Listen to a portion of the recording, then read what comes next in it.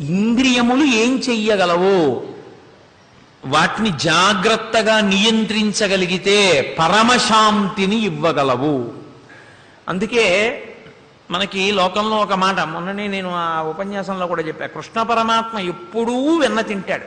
ఎప్పుడూ వెన్న ఎందుకు తింటాడో తెలుసా అండి? ఎప్పుడూ వెన్న తింటే ఎప్పుడు ఓట్స్ తాగిన వాడికి అసహ్యం వేసినట్లు ఆయనకి కాస్త ఏదో రొట్టి తిందాం అట్టు తిందాం అని ఉండదు ఏమిటి? ఎప్పుడు వెన్న, దిక్కుమాలిన వెన్న. ఆ ఇంట్లోనూ వెన్న, ఈ ఇంట్లోనూ వెన్న, తన ఇంట్లోనూ వెన్న, అదేం వెన్న పిచ్చి అంటే. వెన్న షడ్రుచులలోకి రాదు.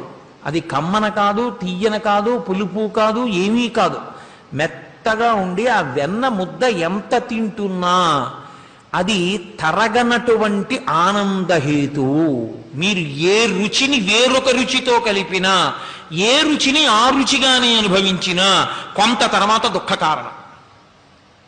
తీపి బాగుంటుందండి, తిన్నారనుకోండి, కొంత తిన్నాక అసహ్యం వేస్తుంది. ఇప్పుడు ఇంకా తినాలని మీకు అనిపించింది అనుకోండి, ఒకటే మార్గం ఉంటుంది. ఏం చేయాలంటే ప్రయత్నపూర్వకంగా మళ్ళీ కాస్త కారం తినాలి. కారం తింటే మళ్ళీ కాసేపు తీపి తినచ్చు, అప్పుడు మళ్ళీ కొంచెం చక్కెర పొంగల్ తినచ్చు. కానీ ఎంత కారం తింటావు, ఎంత చక్కెర పొంగల్ తింటావు కలుపుకుని అలా ఎప్పుడో అప్పుడు రెండు కలిపి పుల్లటి త్రేణుపు వచ్చి అబ్బా ఇంకొద్దనిపిస్తుంది. తీపి తీపిగా తిన్నా, కారం కారంగా తిన్నా, కారం తీపి కలుపుకు తిన్నా, ఏ రుచులు ఎలా కలుపుకు తిన్నా, ఎలాగా కలపవలసిన అవసరం లేకుండా ఎంత తిన్నా సంతోషంగా ఉండేది వెన్న ఒక్కటే. అంటే తినమని నా ఉద్దేశ్యం కాదు. వెన్న దేనికి సంకేతం అంటే బ్రహ్మానందమునకు సంకేతము. అది ఇంద్రియముల వలన వచ్చే సుఖం కాదు, లోపలే ఉన్న ఆనందము. లోపలే ఉన్న ఆనందాన్ని ఇంద్రియముల వలన కాకుండా తిన్నగా అంతర్ముఖుడై పొందడం. ఇంద్రియముల సంపర్కం చేత ఉద్భుతమై బుడగలైన ఆనందం పొందుతాడు. ఇప్పుడు ఏసీలో కూర్చుంటే చల్లగా ఉందని సంతోషపడినట్టు, బయటికి వెళ్తే ఏడుపేగా, మళ్ళీ కరెంటు పోతే ఏడుపేగా. ఆ ఆనందము ఎక్కడ నుంచి ఉద్భుతమైందో అక్కడికే వెళ్ళి తాను ఆనంద స్వరూపుడిగా నిలబడిపోతాడు. అది శాంతి. అది వెన్న తినడం అంటే.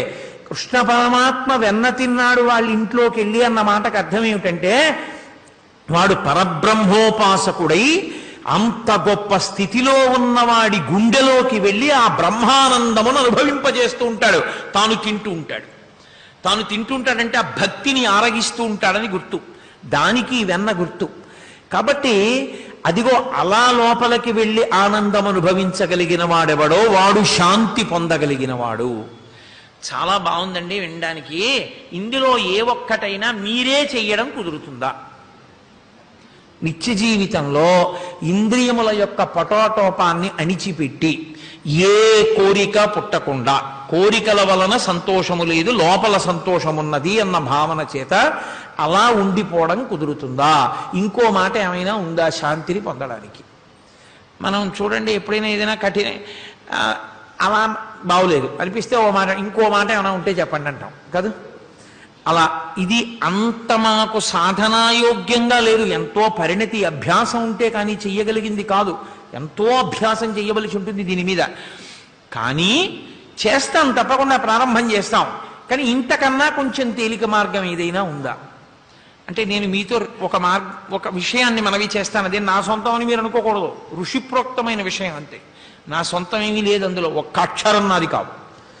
నేను కేవలం వడ్డించేవాడిని అంతే. అందుకే మనకి తెలియదని ఋషులే ఏం చేశారంటే, మన సంకల్పములనన్నిటినీ కూడా వాళ్లే నిర్ణయం చేసేశారు. మనం ఏం చేయాలి? సంకల్పం అంటే కోరిక అడగడం కాదు. ఏదో కోరిక పుడుతూ ఉంటుంది, అడుగుతూ ఉండడం. అక్కడే కదా శాంతి అశాంతి. ఇప్పుడు మీరు కొంచెం శాంతి అన్న మాటని ఆ స్థాయిలో నేను మాట్లాడుతున్నప్పుడు ఒక విషయం అర్థం చేసుకోవాల్సి ఉంటుంది మొదట. ఇప్పుడు శాంతి అంటే, నేనున్నానండి, నా ఎదురుగుండా అదిగో డాక్టర్ గారు కూర్చున్నారు, ఆయన పెట్టుకున్న బెల్ట్ నాకు నచ్చింది అనుకోండి, నేను పొందలేదనుకోండి ఏడుపు. ఆ బెల్ట్ నేను పుచ్చేసుకుంటే నాకు శాంతి. నేను బలంతో డాక్టర్ గారిని పడగొట్టేసి ఆ బెల్ట్ లాగేసుకోవాలని అనుకోండి, ఆ బెల్ట్ నేను తీసి పెట్టేసుకున్నాను అనుకోండి, ఇప్పుడు నాకు చాలా శాంతిగా ఉంది, అమ్మయ్యా ఆ బెల్ట్ నేను పెట్టేసుకున్నాను. ఆ శాంతి శాంతే? అలాంటి శాంతిని కోరడం కానీ, అలాంటి శాంతిని ప్రబోధం చేయడం కానీ చెయ్యవచ్చా? అప్పుడు బలవంతుడు శాంతిగా ఉంటాడు, దొంగ శాంతిగా ఉంటాడు.